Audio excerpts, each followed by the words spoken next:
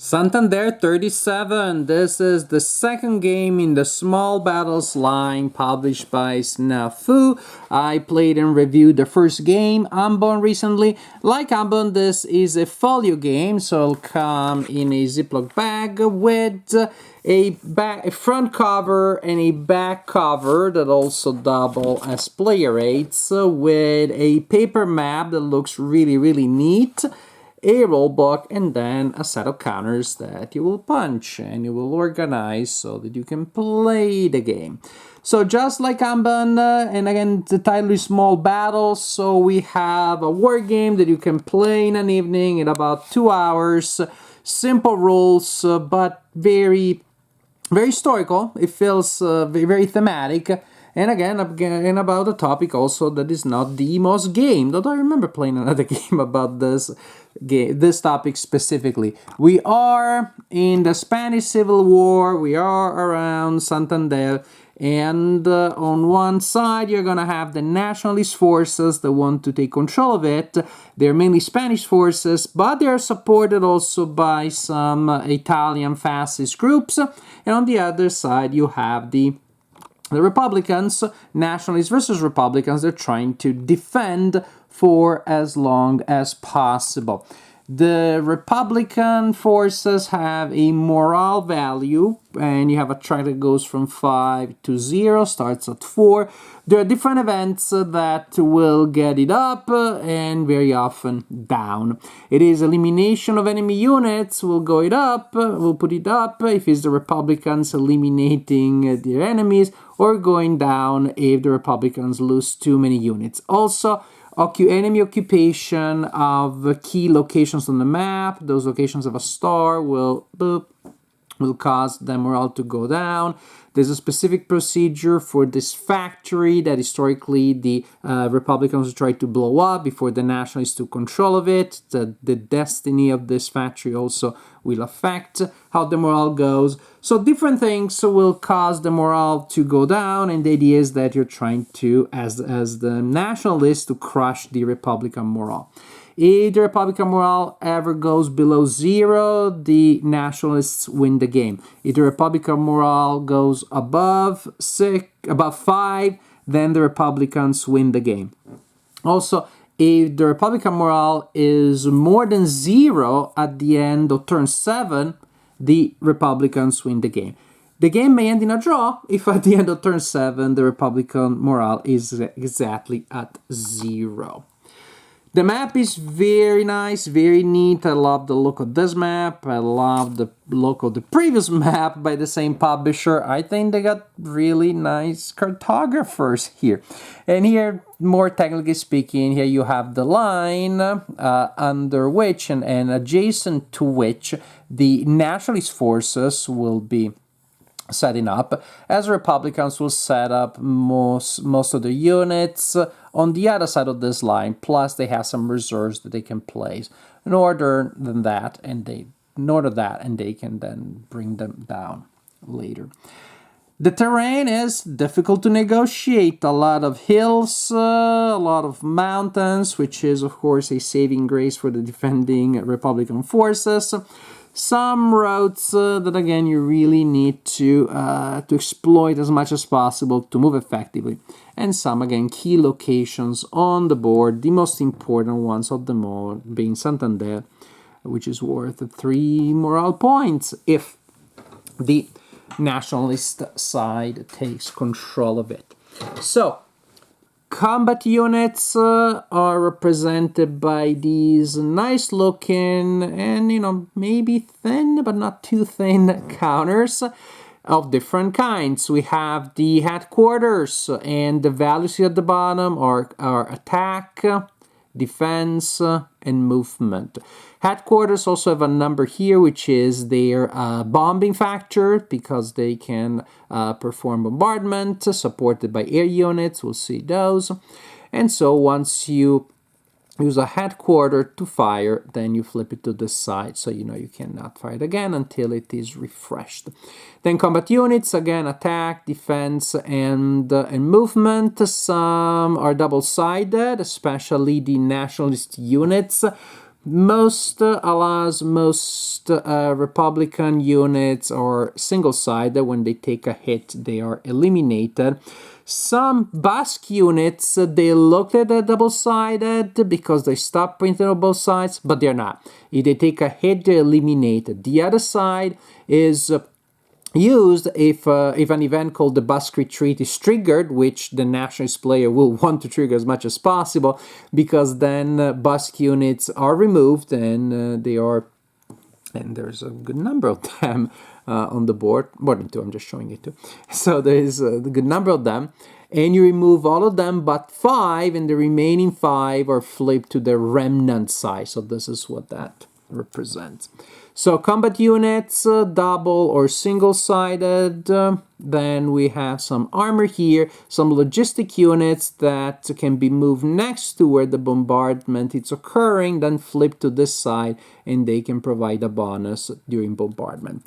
Air units will also provide support, and they're simply represented by tokens that can be spent, and you move them from the available box to the flown box, and they will give you a bonus during bombardment. You will also roll a die to see if there is air attrition, meaning then next turn you can move them from the flown box to the available box, or they're removed from the game.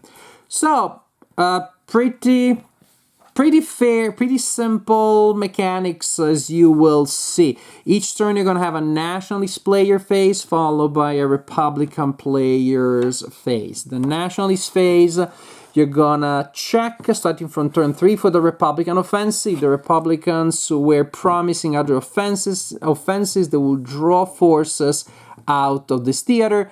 There's a procedure, you roll dice, and if the Republican offensive does take place, then there will be a number of steps removed from the nationalist forces. Supply step, check that you have supplies to your supply sources, and then again pretty standard movement and combat, very simple. For the Republicans it's very similar, but we're gonna have a procedure to check again the fate of that factory that I showed you earlier. We need to roll a die to see if the Basque forces surrender, and again removing a lot of them and turning the remaining ones into remnants. And the modifiers will be based on how many disorganized or organized units are of the Basque force and where they are. They prefer to stay on this side of the board. And yes, forces may be organized or disorganized, and there are 4 levels of disorganization: level 0, 1, 2, or 2. Oh, there's only 3. I cannot count. I thought there was a third one. Yeah, no, misremember. So game effects will give it different levels of disorganization, and of course that will not always be good. That will always be usually bad. There are game effects to account for that. Oh, let's put that one there, right by the mountain. Because remember, our job as the Republican defenders is to slow down the advance as much as possible. It's nice to take advantage of mountains, but then the stacking limits, of course, are different. You can stack more people in open terrain, but the combat values are different.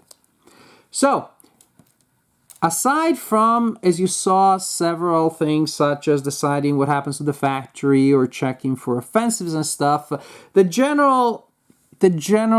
main phases are movement and combat, which you probably expected this being a war game.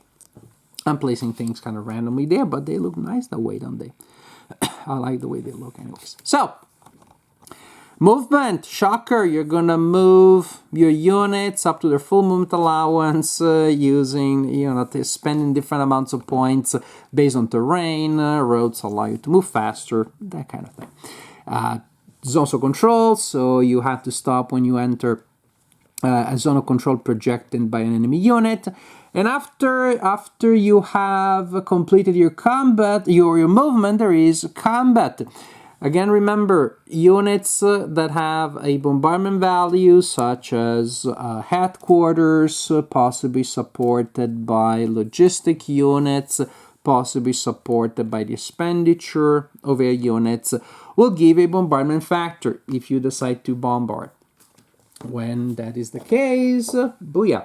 You look at the bombardment table, you look, and incidentally, one side bombards and the other side can choose to spend their bombardment points to try to reduce that.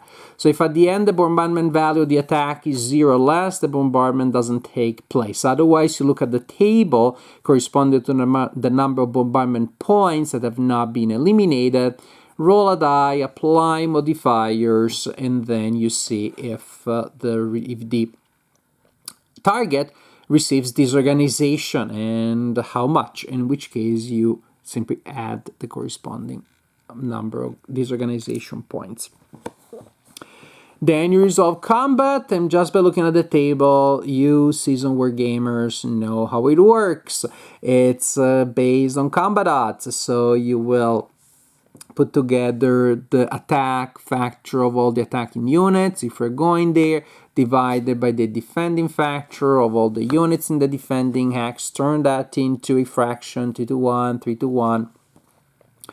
Modify the situation based on terrain effects and other effects here, such as disorganization. That's why it's so important. Concentric attacks, if you are almost surrounding the enemy, roll a die, compare, cross-reference with the column, and then you'll have the number of steps that have been taken in losses by the attacker and or by the defender. Breakthrough means pretty good because on top of eliminating the attacker, you also get extra movement, and the nationalist forces really need to try to get those as much as possible. You can also prevent the loss of steps by retreating instead. And again, that's a decision that will be very impactful for the Republican player, especially as you're training blood for position, trying to delay as much as possible the advance of the enemy so they don't take control of those valuable positions, but also trying to reduce your casualties, because taking a lot of casualties also will lower your morale and therefore ultimately benefit the opponent. So this is the general idea. Play for up to 7 turns, depending on where the Republican morale goes. Each turn really is move and attack for both sides, plus a couple of sub-phases with historical flavor and historical interest. Also check the weather, and again, you're hoping it's going to be bad if you are the Republicans, because that slows down the opponent. But ultimately, this is how you play Santander 37.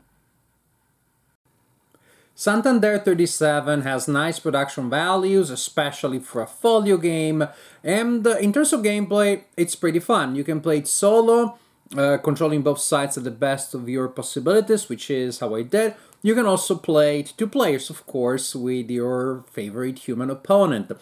But the confrontation is definitely not equal. The game is very asymmetrical. As the Republican players, you may never attack. You may never attack a single time. Your job is to delay, to figure out again when to trade blood for position, which has its own set of rewards and challenges, but it's probably a lot less static. When you find the best position, then you're gonna wait until the opponent makes an advantage, gains some sort of advantage, makes some progress, which may be maybe a turn or 2. Again, it's a completely different situation. I don't know that all of you will want to play a war game where you never attack. Even in cases where there's a strong dichotomy, attacker, defender, delaying versus aggressor, it's usually enjoyable as a defender to threaten the supply lines, to try to maybe launch some counterattacks against a unit left behind. Here, I feel that there really isn't much of an advantage there. The situation is all uphill for the nationalists, and as a Republican player, you want to keep it that way.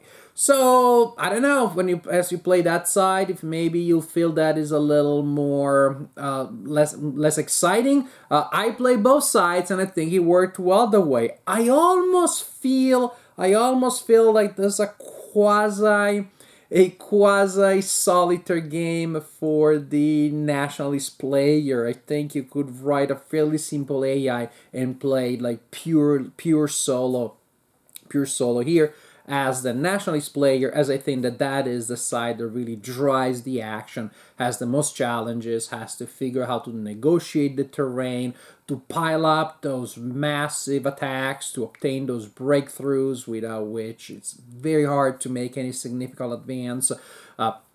It is that player that will have to worry about the Republican offense that will take away some steps. On the other hand, the Basque retreat can be pretty devastating. I'm almost thinking maybe as the Republican, as a Republican player, you may be a little bit profligate early on in letting those people be destroyed, and because you know that a lot of them will retreat anyways if the Basque retreat event is triggered. So I like the fact that both sides, well, if you just look at the board, it looks like a slow advance, and it is slow, sure, because there's only that much, and it's hard to cover it all in 7 turns. So it's meant by design to be a slow advance. But there is an element of tension which you do not necessarily see, as indeed both sides, the Republican side is often at risk of collapsing. There is often the risk of one gap opening, and you only need really a big gap for a lot of those nationalist forces to drive through and take control of a couple of important objectives and destroy your morale. So the line stands, but you get the feeling that 1 or 2 wrong moves, a couple of unfortunate die rolls, one or two good breakthroughs may crack it. It's a situation that looks static, but is static on the verge of collapse or on the verge of catastrophic damage, and that's what causes tension, which I think it's a very nice dynamic. And a lot of these games where the game pieces don't move much, war games where the game pieces don't move much, but they have that element of like you're almost at risk of collapsing or giving the opponent the opportunity for a big advantage. Those are still exciting, fun, and tense. So here you have a topic that is not overly gamed in wargaming, and in this case receives a treatment that is playable in an evening. If you find that one side has an advantage over the other, then again, in an evening you could play 2 games and switch sides and see who does best with the side that you find to be the strongest. Approachable game, simple, playable by beginners. It is the kind of war game that these days, especially after the pandemic, I tend myself to gravitate towards. I enjoy these like one evening games more than some of the bigger beasts that I used to play some 10 years ago. So very enjoyable game. 2 out of 2 games that I played in this line of games that I enjoyed. They both had this element of asymmetrical gameplay, with one side potentially being less interested than the other. Maybe here again the danger is even more severe for the Republican player than it was in Ambon for the Allies. They also are defending and delaying, but they got more counterattacking opportunities that make sense than they got here, because all units usually have better defensive values than offensive values. And again, that's by design. So the nationalists really have to work hard to overcome that. But that really means that your units are scattered. You're using your zones of control to fill the line, to fill the gaps in your line. As the Republican player, it's very hard to ever put together an attack that makes sense. So deeply symmetrical game, again with some. I'm wondering if we're playing 2 players, how the Republican side plays, and let me know in the comments. But in general, having played it as a 2-player solo, this is a highly asymmetrical game, highly asymmetrical war game, which I enjoyed.